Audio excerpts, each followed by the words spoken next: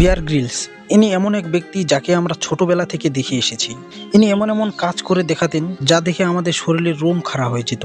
আমরা যেগুলো করার কথা স্বপ্নেও ভাবতাম না, বিয়ার গ্রিলস সেগুলো সত্যি করে দেখাতো, তার নিজের প্রতি আত্মবিশ্বাস রেখে। বিয়ার গ্রিলস আগে এমন ছিল না। তোমরা কি জানো, বিয়ার গ্রিলস ফেয়ার আর স্ট্রং দেখতে হলেও সে কখনো ভীতু, এনসিয়াস, ডিপ্রেশনে থেকেছেন। বিয়ার গ্রিলস তার autobiography mod suit and tears বইয়ে লিখে, ফেয়ার তোমাকে বাইরে থেকে স্ট্রং আর মজবুত দেখালেও তোমাকে ভেতর থেকে কমজোর আর বিগ বানিয়ে দেয়। বিয়ার গ্রিলসের সবথেকে বড় ভয় ছিল হাইট, মানে উঁচু জায়গা, যাকে আমরা অ্যাক্রোফোবিয়া বলি। কিন্তু মিরাক্কেল এটা যে তার প্রত্যেকটা শোতে উঁচুতে হেলিকপ্টার থেকে লাফ মেরে শুরু হয়। বিয়ার গ্রিলস ইউকের স্পেশাল ফোর্স এসএএসের পার্ট ছিল। তার প্যারাশুটের খুব এক্সপেরিয়েন্স ছিল। সে অনেকবার প্লেন থেকে লাফও মেরেছে।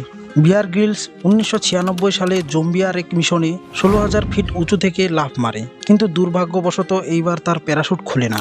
বিয়ার গ্রিলস লাফ মেরে সঠিক টাইম মতো প্যারাশুট খুলে দেয়, কিন্তু তাও সে খুব স্পিডে নিচের দিকে পড়তে থাকে।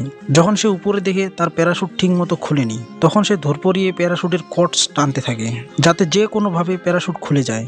সে এরকম করতে করতে একটা গাছের উপর পড়ে, গাছের ডালে ধাক্কা খেয়ে মাটিতে পড়ে।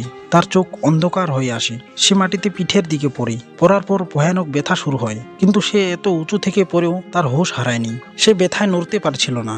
সেখানে পড়ে জোরে জোরে চেঁচিয়ে কাঁদতে থাকে। সেখানে পড়ে তার সাথে যারা এসেছিল তাদের অপেক্ষায় থাকে, তারা যেন তাকে বাঁচাতে আসে। তার ব্যথা এতই খতরনাক ছিল যে সে বলে এই ব্যথা সহ্য করার থেকে মরাই ভালো ছিল। সে অনেকক্ষণ থেকে ব্যথায় কাতর হয়ে পড়ে থাকে। অনেকক্ষণ পর তার সাথে যারা এসেছিল তারা তাকে খুঁজে পায়। বিয়ার গ্রিলসকে তারা আফ্রিকার একটা হসপিটালে ভর্তি করে। সেখানে তার চিকিৎসা শুরু হয়। ডাক্তার তাকে এক্স-রে দেখায়। সে পরিষ্কার দেখতে পায় তার পিঠের 3টা হাড় ভেঙে গেছে, T8, T10, T12।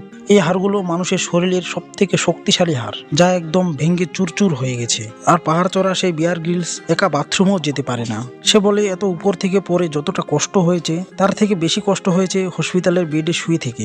Bear Grylls নেগেটিভের দিকে চলে যায়, কিছু ভালো লাগে না, ধীরে ধীরে ডিপ্রেশনের দিকে যাচ্ছে। কথায় কথায় রাগ হয় আর কাঁদতে থাকে। আর তার সামনে থাকা দেওয়ালে টাঙানো ছবিটার দিকে তাকিয়ে থাকে। সেই ছবিটা ছিল মাউন্ট এভারেস্টের। তার খুব ইচ্ছে ছিল মাউন্ট এভারেস্ট চড়বে, কারণ ছোট থেকে বিয়ার গ্রিলস আর তার বাবার স্বপ্ন ছিল মাউন্ট এভারেস্ট চড়ার। সে হসপিটালে শুয়ে শুয়ে ভাবতে থাকে যে আমি কবে ঠিক হয়ে মাউন্ট এভারেস্ট চড়বো।